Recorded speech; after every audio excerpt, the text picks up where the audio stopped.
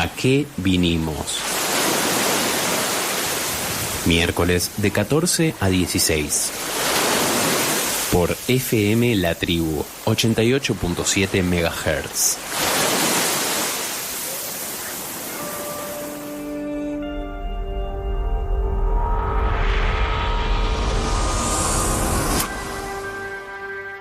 Silencio. Bueno, ahí estamos, con la radio, que también son ruidos, ¿no? Y un poco la mesa así con las cosas que pasan. Y qué lindo esto que vivimos cada miércoles de 14 a 16, con este equipazo que hace A qué vinimos,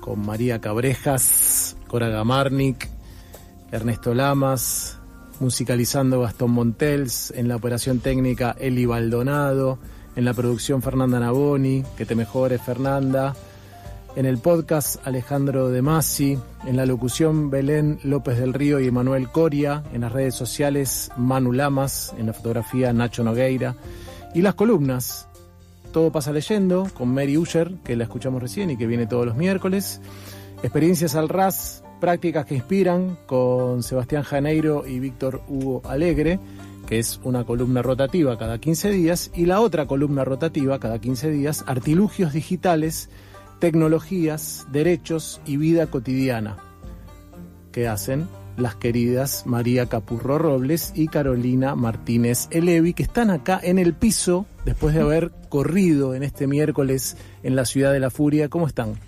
Muy bien, muchas gracias de nuevo por tenernos acá. ¿Cómo están? ¿Bien? Sí, felices. Corridas, pero mira, sí. Corridas, pero contentas. Pero impecables, ¿no? Felices de tenerlas. Sí, nosotras de estar acá. Muy. Así que muy. Y yo ahora pienso todo el tiempo en los artilugios digitales, ¿no? Porque todo el tema aparece de una manera tan fuerte, ¿no? Y en un lugar de la agenda prioritario. Y digo, ay, qué bueno esto, ojalá que, no me meto, ¿no? Pero ojalá que hablen de esto en la columna de esta semana. Así que ustedes nos contarán de qué viene hoy Artilugios Digitales. Bueno, esta semana venimos con un tema que en realidad está en agenda, pero no está ahora en el prime, podríamos decir. Porque bueno, estos últimos días sabemos que hay otros temas más vinculados con cuestiones de privacidad de datos, como el gemelo digital, que ya lo vamos a traer y lo vamos a trabajar mejor acá. Pero hoy trajimos algo que se está discutiendo en todo el mundo, que se empezó a discutir un poco más el año pasado, y este año hubo como un efecto dominó de esas discusiones en distintos países del mundo, que tiene que ver con la regulación de las plataformas y del uso de tecnologías por parte de niños, niñas y adolescentes. Es algo que apareció como un fenómeno puntual y eso se fue llevando a distintos ámbitos de discusión. Aquí mismo en Argentina es un tema que también está en la agenda política. Hay proyectos presentados en el Congreso, bastantes proyectos distintos, y todos esos proyectos vienen un poco acompañados por un discurso que tiene que ver con prohibir o no el uso de dispositivos móviles en particular y el acceso a ciertos tipos de plataformas por parte de niños, niñas y adolescentes. Y nosotras con Mari queríamos traer una mirada que aporta a esta discusión distinta sobre cómo pensar y cuáles son los otros ejes de discusión de qué hacer con esto. Distinta quizás porque lo primero que le aparece al que no sigue el tema con la rigurosidad que lo siguen ustedes, siempre está como la tentación de lo punitivo o de la prohibición o de, ¿no? el recorte, la censura. Sí, digamos que la reacción, ¿no?, de la prohibición es como una reacción que está muy a mano, es como una medida, entre comillas, vamos a decirle, más fácil, más accesible a la hora de decir, bueno, ¿qué se hace? Listo, se prohíbe, y sin una reflexión mediante de cuáles serían, en todo caso, los efectos colaterales de esa prohibición, que en todo caso qué derechos estarían cercenados si se prohibiera efectivamente ese acceso. Entonces queremos correr un poco la mirada de esa mirada más punitivista y más desde esa prohibición del uso, y aparte muy puesta en las personas usuarias, es decir, a ellos, bueno, no se use y ya está. Y hay una carta que se presentó hace relativamente poco, que se presentó, se envió al Congreso, a senadores y a diputados de la Nación.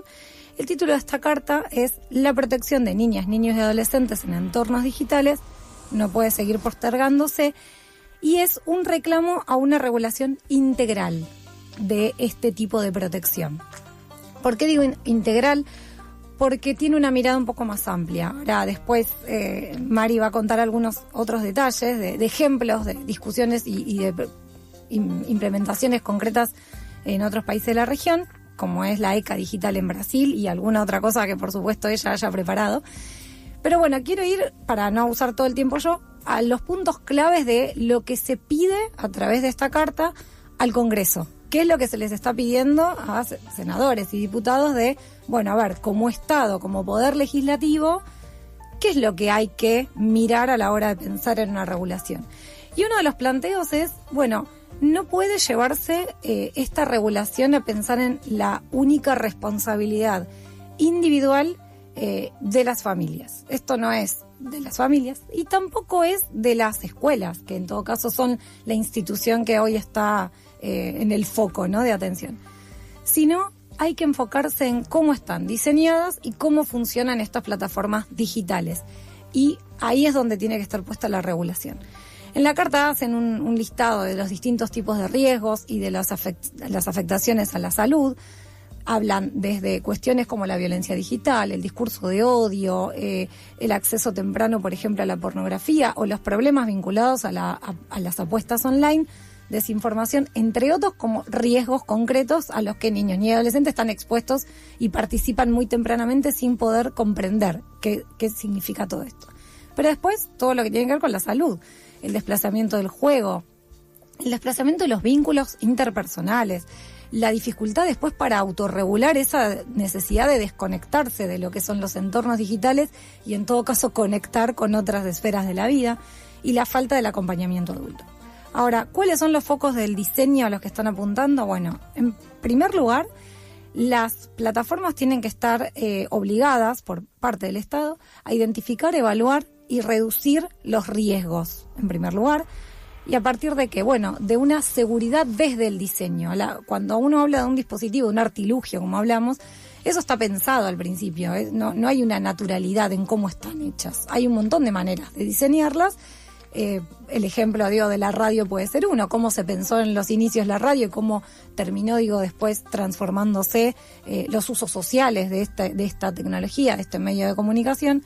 Bueno, con los dispositivos móviles y con cada una de las plataformas es lo mismo. Hay un diseño que ya viene dado por quienes la piensan, que en este caso estamos hablando de empresas concentradas con intereses comerciales. Es decir, no hay un interés común a la hora de pensar estas tecnologías. Por otro lado, sí se habla de una necesidad de que se imponga una protección reforzada. Acá hay algunos matices y hay discusiones, porque para una protección reforzada de niños y adolescentes empieza a aparecer la verificación de edad, y ahí ya tenemos otra vez otro tipo de discusiones.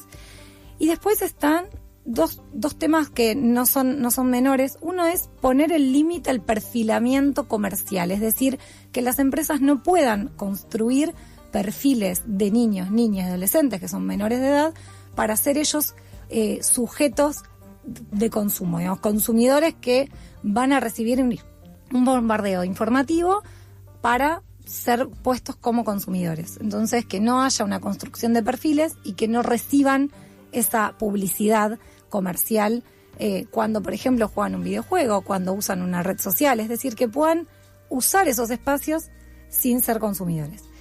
Y por último, la transparencia sobre algoritmos y los sistemas de recomendación. Es decir, cómo estos algoritmos y estos sistemas de recomendación toman decisiones a la hora de recomendar, ya sea alguna cuenta que sigan, o un juego, o otro usuario, información, etcétera. Es decir, poder blanquear ahí cómo están funcionando.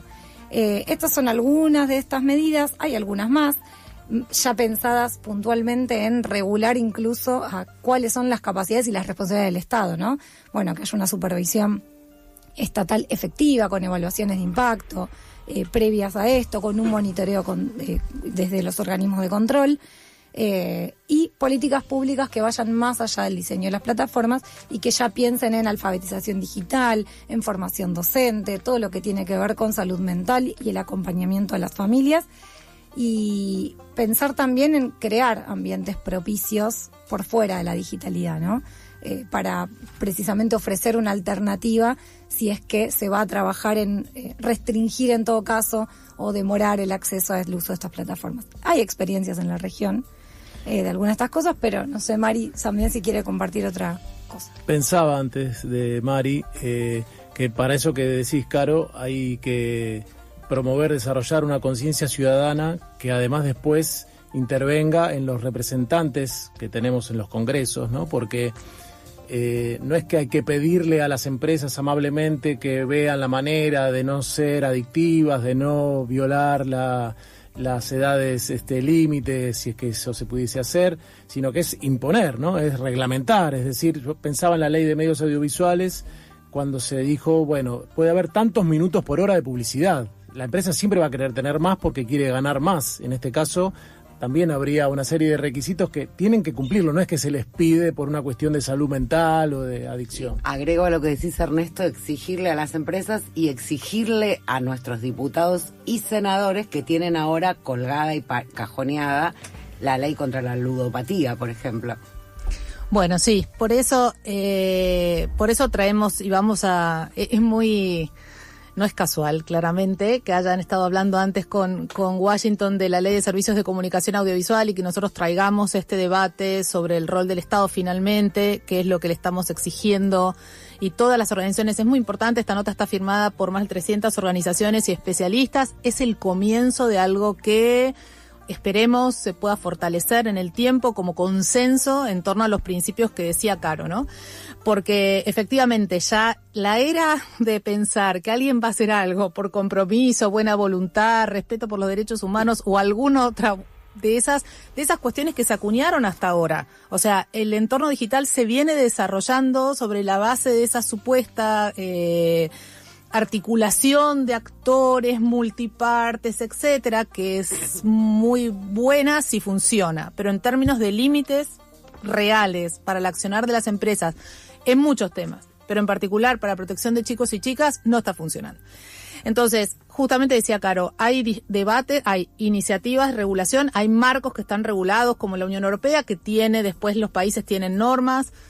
Todo se está ayornando, todo se está redebatiendo, también en la lógica de la prohibición, no prohibición. Quizás en una columna posterior vamos a trabajar un poquito más estos conceptos porque hay cosas que a nuestra audiencia le pueden servir.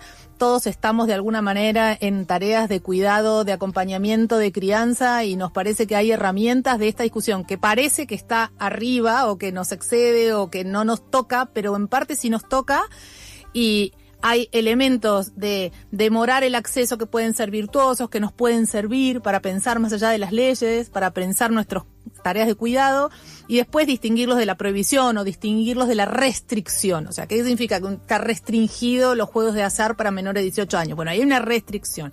Entonces, ¿pero qué significa hablar de prohibir las redes? Eso es otra cosa. ¿Y qué significa tener una conciencia que demore el acceso a según qué espacios? Son cosas que vamos a conversar quizás en otra columna porque estoy segura que van a servir para nuestras audiencias de todo el país. Pero conectando con lo que decía Caro, efectivamente en nuestra región tenemos el gran ejemplo de Brasil. En este momento Brasil lidera en la región, pero no solamente lidera por iniciativa política de protección de chicos y chicas, sino que lidera porque tiene una ley alineada con los principios que decía Caro. Y esta es una de las cosas más importantes que tiene la ley de Brasil y por eso es el faro a seguir, digamos. La ley de Brasil se llama, decía Caro, ECA, se la conoce como ECA digital. ¿Por qué? Porque el estatuto de crianza de las crianzas y las adolescentes, que es como es en portugués, digamos, el nombre de la norma que ya tenía Brasil, ahora se extiende al entorno digital. ¿Esto qué quiere decir? Que implica la conciencia de entender que los derechos tienen que ser protegidos en todos los espacios. Entonces, la ley se llamaba así para garantizar los derechos en la vida fuera del digital. Esta se llama digital porque complementa a la otra, hacen una complementariedad. ¿Por qué es importante? Justamente porque es un régimen integral que recepta los principios que Caro decía, que después en futuras columnas vamos a volver sobre eso, porque hay mucho que podemos conversar para entender todos y todas cómo funcionan estos dispositivos y cómo podemos usarlos mejor o acompañar a los chicos o a los adultos mayores también, entendiendo cómo funcionan mejor y que tienen que ver con esto, ¿no? Con entender cómo funcionan y cómo ese funcionamiento impacta en nuestra vida.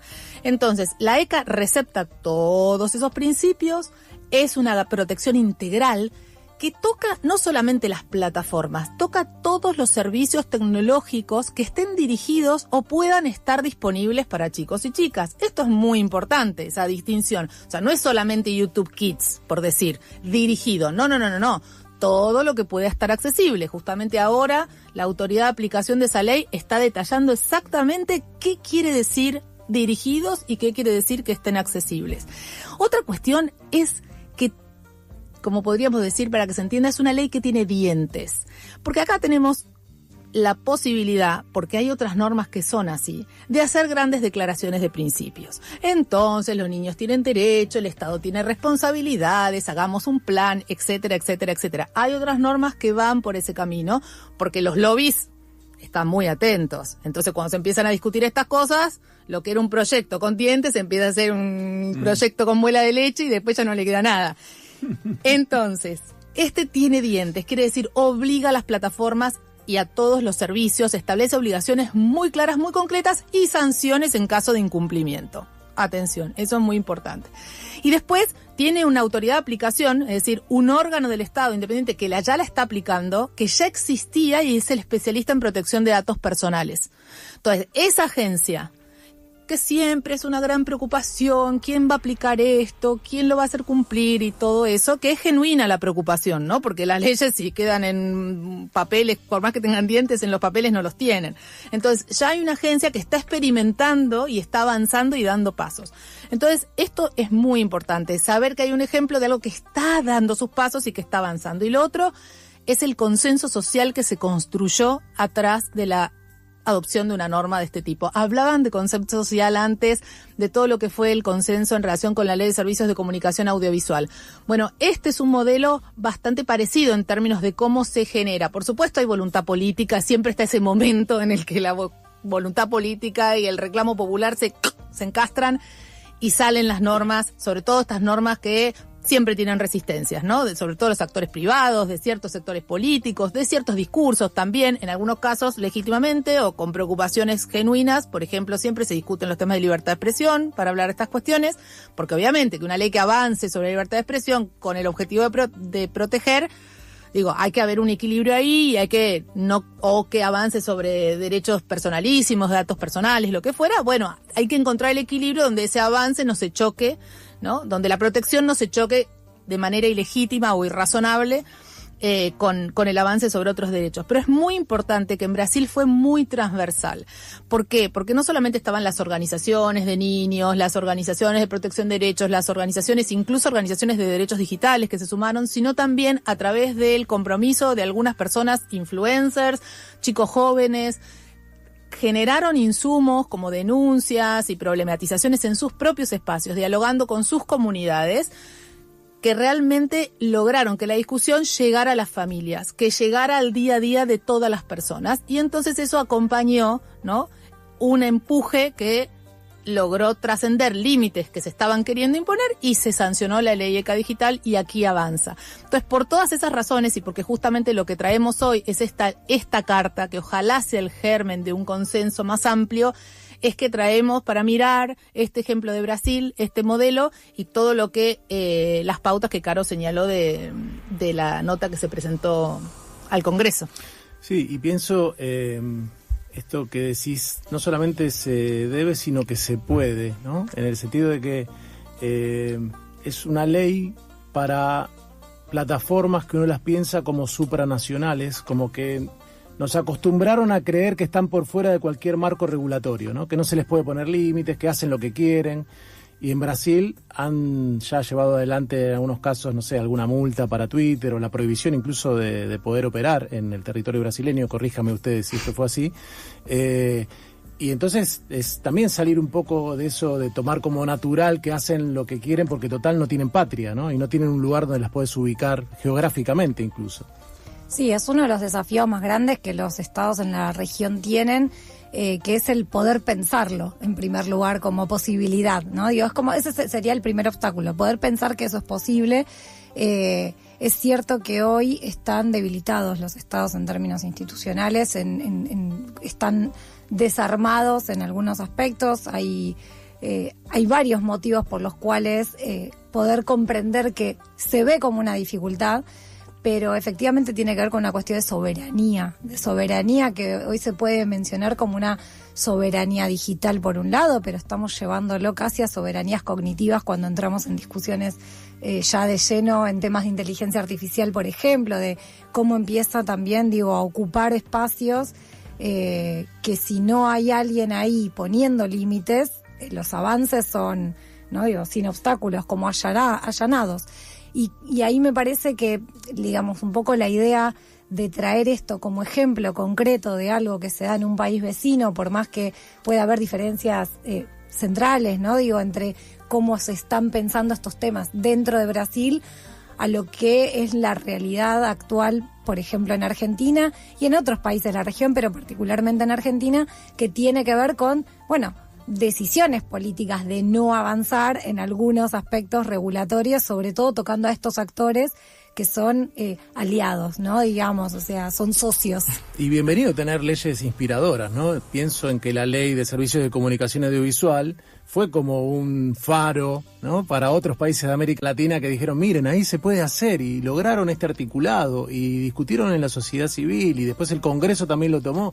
Bueno, ahora viene el ejemplo desde Brasil y bienvenido que venga de otro lado y tomar ese ejemplo como algo posible también de discutir acá y en otros países. ¿Esa carta se puede leer en algún lado? ¿Ustedes tienen un sitio que recomiendan o solamente poniendo en un buscador el nombre de la carta, para que trascienda a lo que nos han contado en esta columna? La carta la firmaron distintas organizaciones que muchos conocemos seguramente, desde Amnistía Argentina, otras organizaciones como Chicos.net, que es una organización que trabaja todos temas de empoderamiento digital o alfabetización digital. Muy importante, todas las defensorías de niños y niñas del país, desde Ciudad de Buenos Aires, pasando por las defensorías de Santa Fe, de Córdoba, de provincias del norte. Las defensorías de niños son actores claves en esto y todas han suscrito la nota. Y si ustedes quieren encontrarla, les recomendamos el sitio de una organización que se llama Protección Digital Argentina, que es parte de la iniciativa, del corazón de esta iniciativa. Pueden encontrarla en Protección Digital Argentina. Allá van a encontrar el link y distintos detalles sobre el contenido de la nota, Faro Digital, Bienestar Digital, Buena Data. Hay realmente muchas organizaciones acompañando este proyecto y esta iniciativa que nos interpela a todos los que son nuestros representantes finalmente en el Congreso, para dictar leyes que nos protejan y que protejan a los chicos y las chicas. Y esta conversación sigue porque sigue en el podcast y sigue también porque ustedes de pronto tienen o redes sociales o newsletters o algo que quieran decir para que quienes están escuchando puedan suscribirse o seguirlas. Bueno, yo todos los meses, el primer domingo de cada mes, publico un newsletter que se llama Pensar las TIC. Actualmente está en la plataforma Substack, lo pueden encontrar ahí, pero yo lo subo también todos los meses a mi propio sitio, que es dhitecno.com.ar, y en otros espacios en los cuales nos invitan a participar y a discutir estos temas, seguimos ahí. Y ya habrá novedades muy pronto. Qué bien, eso me gustó porque esta columna que iba a ser una vez por mes, ahora es 2 veces por mes y uno quiere más, ¿no? Uno diría, bueno, ¿por qué no se vienen todos los miércoles? Pero bueno, vamos paso a paso. Artilugios digitales, tecnologías, derechos y vida cotidiana, con María Capurro Robles y Carolina Martínez Elevi. Gracias por haber estado acá y por contarnos lo que nos contaron. María Cabrejas, Cora Gamarnik y Ernesto Lamas, que soy yo. Nos despedimos también con Eli Baldonado y con todo este equipazo que nombramos antes, saludando a todas las radios en las que está sonando A Qué Vinimos, que nos pone muy felices y esperamos sus saludos, sus comentarios, sus críticas, también nos hacen bien. Y el miércoles que viene nos volvemos a encontrar a las 14 horas acá en La Tribu, y mañana al mediodía el podcast tanto de la entrevista con el querido Washington Uranga como las columnas Todo Pasa Leyendo y Artilugios Digitales. Nos escuchamos el próximo miércoles.